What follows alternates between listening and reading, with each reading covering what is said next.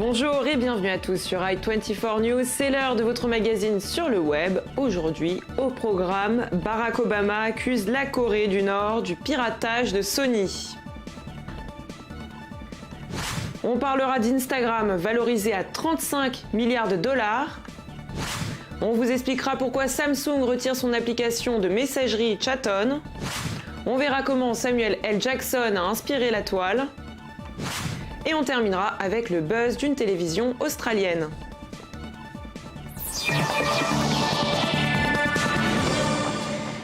Et on ouvre cette édition avec le piratage de Sony qui ne cesse de dévoiler de nombreux scoops depuis la mi-novembre. La Corée du Nord, accusée par Barack Obama, se dit innocente et offre même son assistance aux États-Unis pour une enquête conjointe. On écoute tout de suite le président américain. Sony is a corporation. Sony est une entreprise privée. Les dommages à leurs encontres sont importants. Il y a eu des menaces contre leurs employés. Je comprends leurs inquiétudes.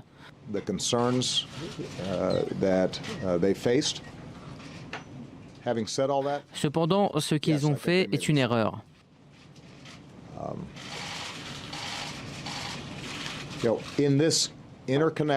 Dans notre monde connecté, les hackers ont des opportunités pour entamer des cyberattaques à la fois dans le cercle privé et dans le cercle public.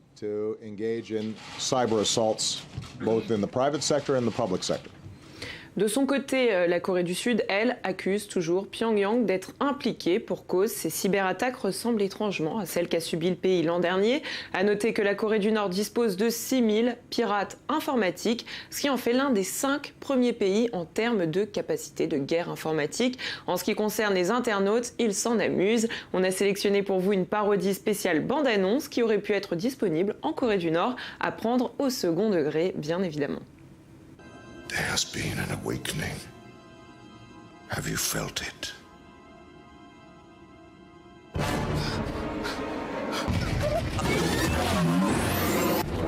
The dark side.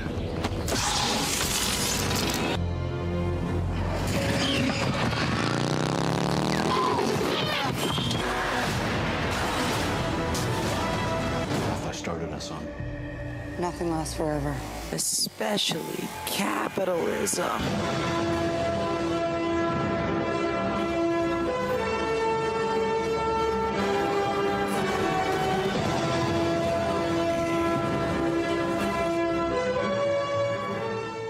Bon, c'était pour vous faire sourire. On revient tout de suite sur le piratage de Sony avec Olivier Laurélie. Vous êtes un des fondateurs du site Reflet.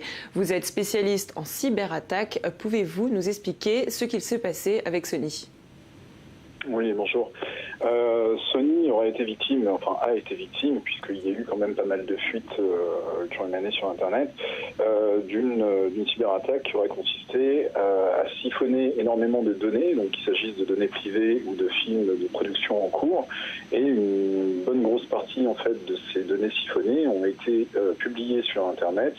Donc ça a donné suite évidemment à pas mal de réactions, dont une réaction quand même assez virulente des autorités américaines qui conduit aujourd'hui à une escalade entre deux États, donc à savoir la Corée du Nord et les États-Unis, avec au milieu, je vais dire, tant sur le plan technique que sur le plan politique, la Chine.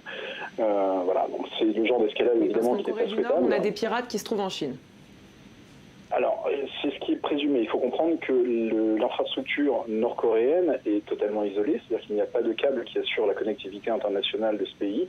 Toutes les connexions du pays passent par un satellite chinois et on soupçonne fortement les autorités nord-coréennes d'avoir des infrastructures en Chine. Oui. Et on sait effectivement qu'ils ont quelques installations, un bout de leur réseau qui est là-bas. Ensuite, il faut comprendre qu'au niveau Internet, la Corée du Nord est un tout petit pays. Ils ont très très peu d'infrastructures critiques qui sont directement connectées à Internet et surtout la population n'est pas connectée à Internet. D'accord. Est-ce que vous pensez que la Corée du Nord est véritablement responsable de cette attaque ?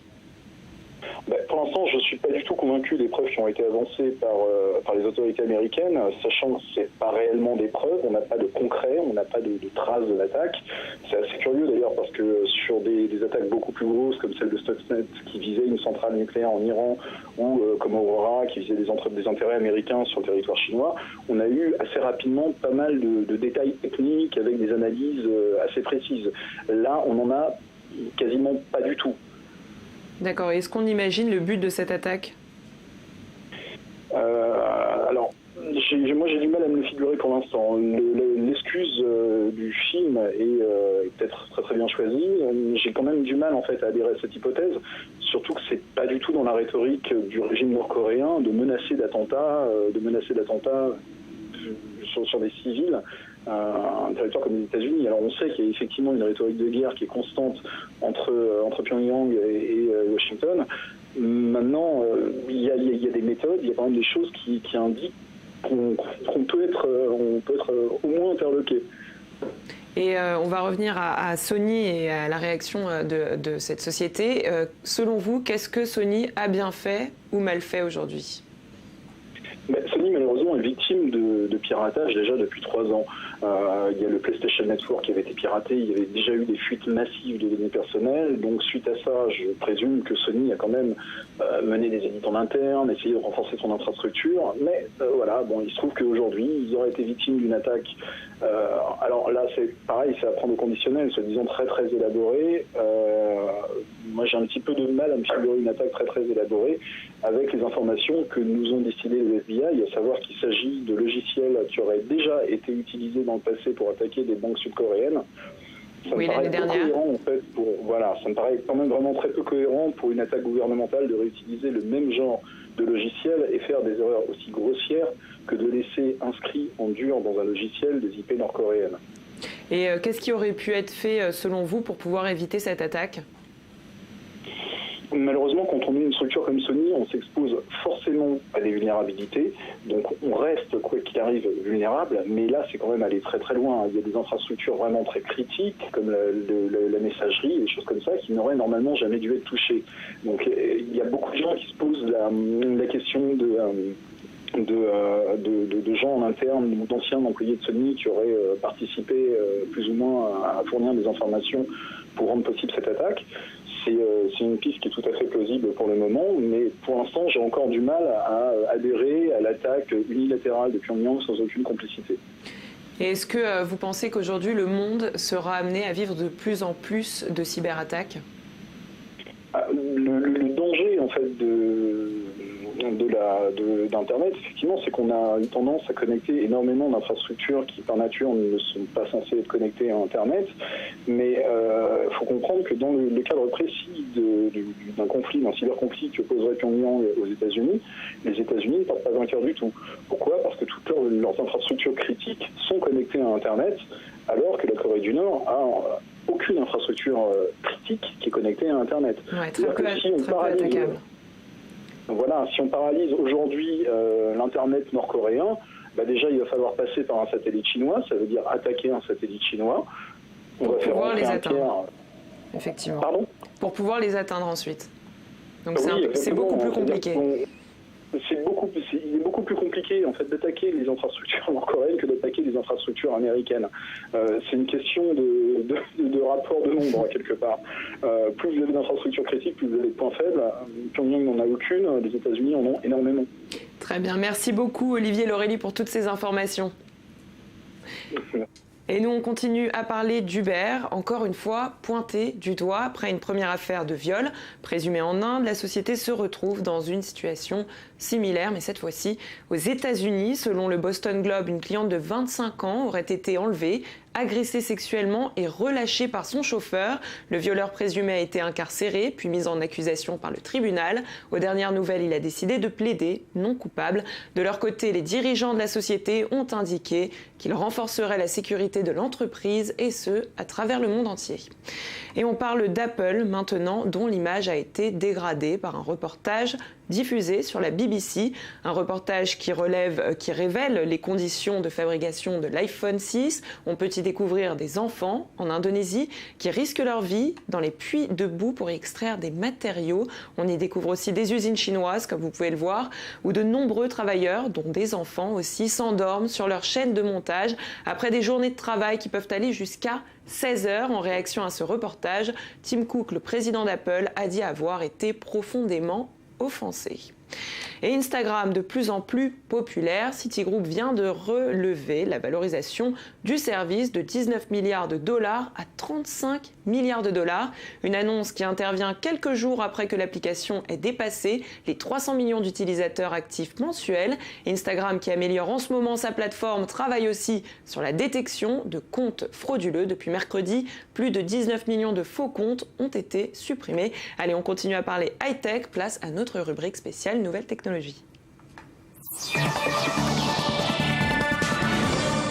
Le 24 novembre dernier, le Korea Times a rapporté que ChatON, le service de Samsung qui voulait rivaliser avec WhatsApp, était sur le point de disparaître pour cause il n'est pas rentable. Samsung, qui avait d'abord démenti, a déclaré à l'agence Yonhap que ChatON fermera le 1er février 2015 à 9h, une fermeture qui ne touchera cependant pas les États-Unis.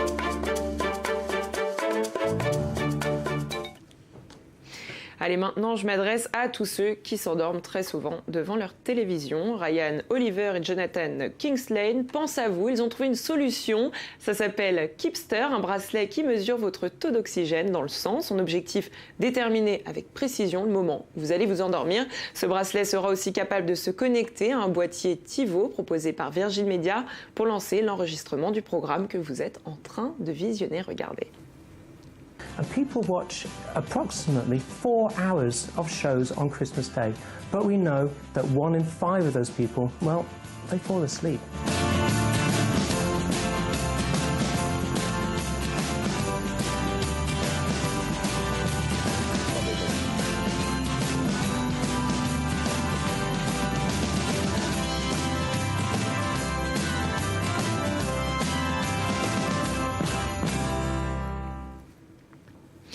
Et après le bracelet 2.0, je vous propose de découvrir le jean intelligent qui vous protège des pirates informatiques. Symantec, l'éditeur des logiciels antivirus Norton, et Betabrain, une marque de vêtements de San Francisco, se sont associés pour créer des vêtements qui bloquent toute onde radio émise par un smartphone ou une carte bancaire. 2 modèles ont été proposés, un pantalon pour les hommes, une veste pour les femmes. Le pantalon a déjà été financé par les internautes. Je vous propose plus d'explications en images.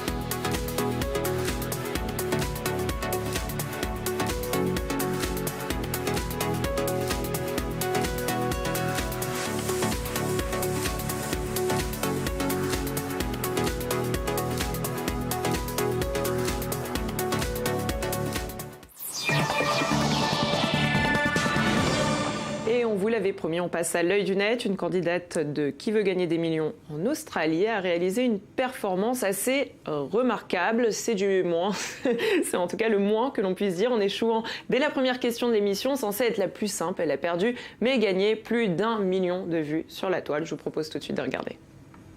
Which of these is not a piece of jewelry commonly worn to symbolize a relationship between two people? A. Engagement ring. B, anniversary ring. C, wedding ring. D, burger ring. I'm going to go with B on that one, Eddie, the anniversary ring. Although burger ring's an interesting one. Have another look. Which of these is not a piece of jewellery commonly worn to symbolise a relationship between two people? B. Can I get it? Whitney. A relationship, wedding and engagement, Eddie. Which is not a piece of jewellery. Not a piece of jewellery. Oh, burger ring. Oh, my God. Oh, my God, Eddie, that is the most embarrassing thing that's ever happened to me. Et c'est la fin de cette émission. Merci de nous avoir suivis. Je vous donne rendez-vous demain, même endroit et même heure, pour une nouvelle édition de Sur le Web. Pour le moment, ne zappez pas, l'information continue sur i24 News.